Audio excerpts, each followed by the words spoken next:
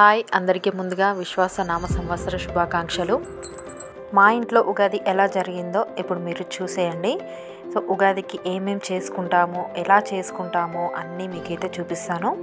ముందుగా అయితే పచ్చని తోరణాలు అయితే కట్టేసుకొని పూజ అయితే కంప్లీట్ చేసేసుకున్నాము. మన ఉగాది స్పెషల్ ఏంటంటే పచ్చడి.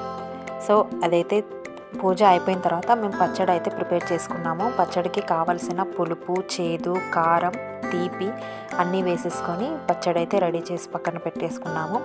నెక్స్ట్ మన ఉగాది స్పెషల్ పచ్చడి ఒకటేనా, పోలేలు కూడా. మేమైతే వీటిని పోలేలు అంటాము, భక్ష్యాలు అని కూడా అంటాము. మీరేమంటారో కామెంట్ చేయండి.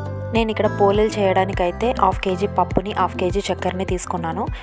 నేను పప్పుని ప్రెషర్ కుక్కర్లో కాకుండా ఇలా పెద్ద బౌల్లో ఎందుకు ఉడకబెడుతున్నానంటే మేము కట్ పులుసు చేసుకుంటాము. ఈ కట్ పులుసు కూడా ఎలా చేస్తారో మీరు వీడియోలో చూడండి, స్కిప్ చేయకుండా చూడండి, ఎండ్ వరకు చూడండి. మనం పప్పులో వాటర్ ఎక్కువగా వేసుకొని ఉడకబెట్టుకున్న తర్వాత పప్పుని ఇలా చుంచితే మనకి చునగాలి. అలా అయినప్పుడు అది ఉడికినట్టు. సో మిగిలిన వాటర్ని మనం రైస్ వంపుకున్న విధంగా ఇలా మనం మిగిలిన వాటర్ని అంతా వంపుకోవాలి ఒక గిన్నెలోకి. సో దీని వలన మనకి కట్ పులుసు అనేది తయారవుతుంది. కట్ పులుసు కూడా ఉగాది స్పెషలేనండి, చాలా చాలా టేస్ట్గా ఉంటుంది. మీ సైడ్ మీరు కట్ పులుసు చేసుకుంటారా? ఒకవేళ చేసుకుంటే దాన్ని మీరు కట్ పులుసు అనే అంటారా, ఇంకేమైనా అంటారా? సో కామెంట్ అయితే చేయండి. పప్పు ఉడికిన తర్వాత ఇలా గరిటెతో అయితే రుద్దాలి. అలా రుద్దినప్పుడు మనకి పప్పు అయితే మెత్తగా అయిపోతుంది. సో పప్పుని మెత్తగా రుద్దిన తర్వాత మనం 1/2 kg పప్పుకి 1/2 kg చక్కెర తీసుకున్నాం కదా, ఈ చక్కెరని మనం అందులో వేసేసుకొని మళ్ళీ మనం పొయ్యి మీద పెట్టేసుకోవాలి. ఇది చక్కెర పాకం అంతా వచ్చిన తర్వాత మనకి పప్పు అయితే గట్టి పడుతుంది. అప్పటి వరకు అయితే మనం కలుపుకుంటూనే ఉండాలి. చక్కెర వేసిన తర్వాత ఇందులో కొంచెం యాలకుల పొడి కూడా యాడ్ చేసుకోండి. పాకం గట్టిపడేలోపు మనం కట్ పులుసు అయితే రెడీ చేసేసుకుందాము. దీనికి కొంచెం చింతపండుని అయితే నానబెట్టుకోవాలి. ఈ చింతపండు పులుసుని మనం ఈ పప్పు నుండి వంపుకున్న కట్ పులుసులో అయితే వేయాలి. ఈ పులుసుని పొయ్యి మీద పెట్టుకొని ఇందులో ఉప్పు, పసుపు, కారం, కరివేపాకు, కొంచెం ఆయిల్ వేసుకొని మరిగించుకోవాలి.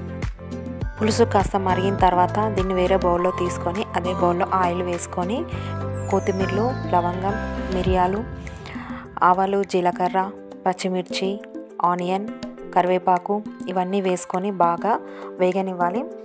ఇలా వేగిన తర్వాత ఇందులో పసుపు యాడ్ చేసుకొని అలాగే ఎల్లిగడ్డ ముక్కలు కూడా యాడ్ చేసేసుకోవాలి.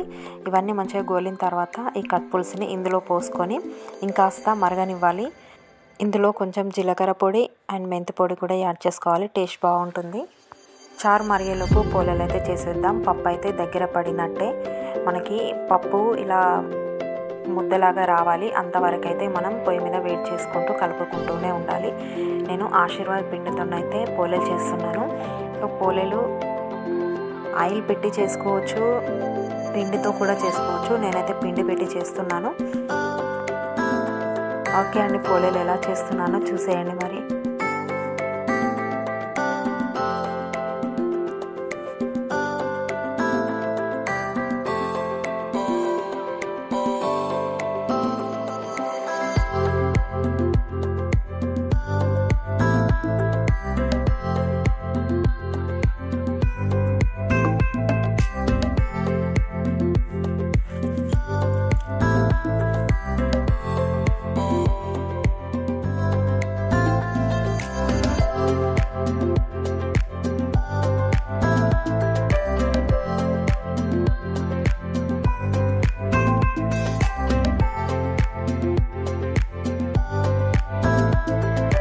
పచ్చడ, భక్ష్యాలు, కట్ పులుసు అయితే రెడీ అయిపోయినట్టే.